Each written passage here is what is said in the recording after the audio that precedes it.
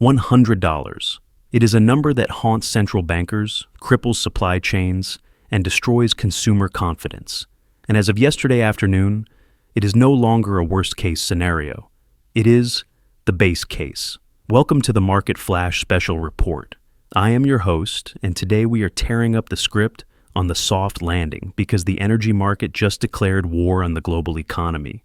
Winter is not just coming, it is here, and it is bringing a price tag that the market is woefully unprepared to pay.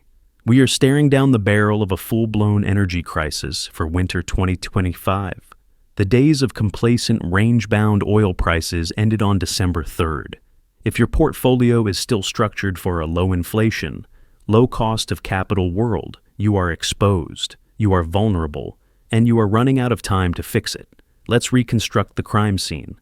Yesterday afternoon, the wires lit up with a bulletin that caught Wall Street napping.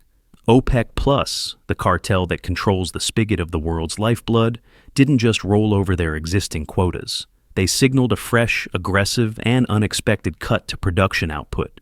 This was a calculated strike. For months, the bears have been shorting oil based on the idea that demand is slowing in China and that the U.S. shale patch would pump endlessly. OPEC+ just looked at those short sellers and squeezed the life out of them.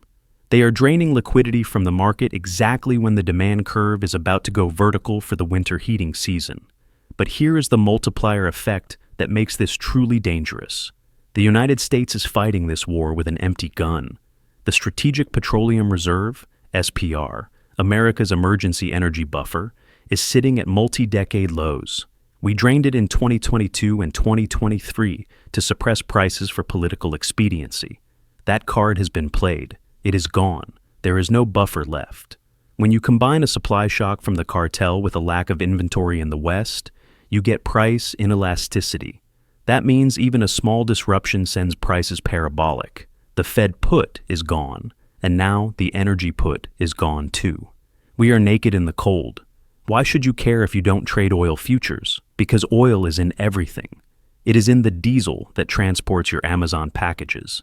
It is in the fertilizer that grows your food. It is in the plastics that encase your iPhone. When oil crosses $90 and heads for $100, we trigger cost-push inflation. This is the ugly cousin of inflation. It isn't caused by people buying too much stuff. It's caused by the cost of making stuff becoming unbearable. This destroys corporate margins. Think about the S&P 500 earnings estimates. They are built on the assumption of stable input costs. If energy spikes 20% in a quarter, those earnings estimates are trash. We are looking at a margin compression event for the broader market. And consider the Federal Reserve. They have been celebrating the cooling of inflation, but energy is the one thing they cannot control with interest rates. Powell cannot print oil. If oil runs to 110 or 120, headline inflation rips back up to 4% or 5%. What does the Fed do then? They can't cut rates. They might even have to hike. This scenario, stagflation, is the ultimate wealth destroyer. Stocks go down because growth slows, and bonds go down because inflation rises. There is nowhere to hide, except in the energy sector itself. We must analyze the intent. Why now? Why December 3rd? This is a geopolitical power play. The major producers, Saudi Arabia, Russia, and their allies, are asserting dominance. They know the West is vulnerable. They know the green energy transition has led to a massive underinvestment in fossil fuels. For the last 5 years, ESG mandates have starved oil and gas companies of capital. We didn't drill. We didn't build refineries. We demonized the producers. Now, the chickens are coming home to roost. The supply constraints are structural, not temporary. You cannot spin up a deep-water drilling rig overnight. It takes years. This means the supply deficit is going to be with us for a long time. This is not a trade for a week. This is a thesis for the next 2 years. The producers have the leverage, and they are demanding a premium price for their finite resource. The era of cheap energy subsidized by American shale growth is officially over. So, where does the smart money go? It goes to where the cash flow is. Right now, we are witnessing a great rotation. Capital is fleeing from sectors that consume energy and moving into sectors that produce energy. You need to look at your portfolio with a ruthless eye. Do you own airlines? They are about to get crushed by jet fuel costs. Do you own heavy manufacturing or chemical companies? Their feedstock costs just exploded. Do you own consumer discretionary stocks? If people are spending $100 to fill their gas tank, they aren't spending money at the mall. These sectors are the kill zone. The safe haven is the energy sector, specifically the upstream exploration and production companies. These companies are cash flow machines. At $80 oil, they were printing money.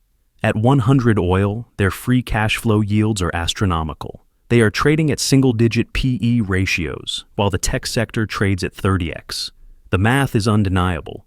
These companies have fixed costs. Once they cover their drilling expenses, every extra dollar in the price of crude goes straight to the bottom line, straight to dividends, straight to buybacks. In a market where growth is scarce and expensive, energy stocks offer value and protection. Let's talk about the weather. Meteorologists are forecasting a harsher than average winter for the northern hemisphere.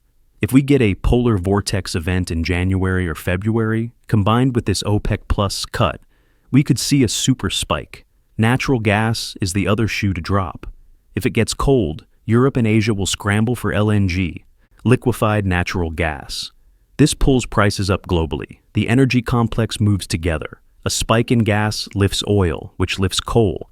It is a unified front of rising costs. The inventory data confirms the danger.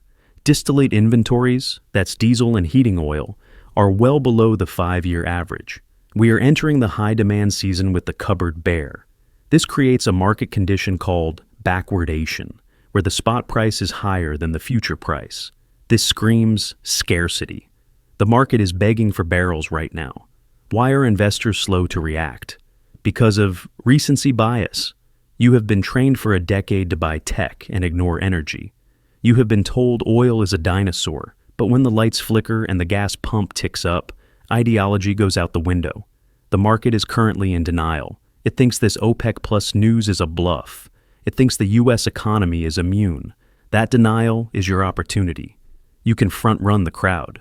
When the headlines shift from OPEC cuts to energy crisis, the stampede into oil stocks will be violent. You want to be seated at the table before the dinner bell rings, not fighting for a chair when the food is gone. Here is the tactical directive. This is not financial advice. This is financial survival logic. First, audit your exposure. If your portfolio is 60% tech and 0% energy, you are unbalanced. You are betting on a world where energy is cheap and interest rates fall. That world died yesterday. Second, reduce weight in energy users. Look at companies with high input costs and low pricing power. If they cannot pass the higher costs on to consumers, their margins will collapse. Sell the rips in these names. Third, overweight energy producers. Look for companies with strong balance sheets, low debt, and a commitment to returning capital to shareholders. Look at the integrated majors who own the refineries too. They capture the margin on both sides. Look at the oil services companies, the ones who provide the technology to drill. If the world panics and tries to drill more, these service companies get paid first. Fourth, consider the currency play. The Canadian dollar, the loonie, often correlates with oil. If oil rips, the CAD strengthens against the USD or the yen. It's a secondary way to play the thesis. A good scriptwriter always looks at the other side. What kills this trade? Demand destruction. If the price goes too high, too fast, say to $130, it breaks the global economy completely. We enter a deep recession, and demand for oil collapses. That is the risk. However, we are not there yet. We are at the beginning of the squeeze. The path from $80 to $100 is the sweet spot for energy stocks. They make maximum profit before the economy breaks. We are in the sweet spot right now. The narrative has shifted. The comfortable assumptions of 2024 are gone. We are entering a winter of discontent, driven by a physical shortage of the molecules that power and civilization. OPEC Plus has fired the warning shot. The US SPR is empty, the weather is turning. The setup for crude oil to reclaim 3 digits is not just a possibility. It is a probability backed by the laws of supply and demand. Don't be the investor holding the bag of expensive tech stocks when the inflation numbers come in hot next month. Follow the liquidity. Protect your purchasing power. The energy sector is no longer just a value trade. It is a necessity. This is the market flash. Keep your eyes on the barrel price. Stay warm and stay liquid.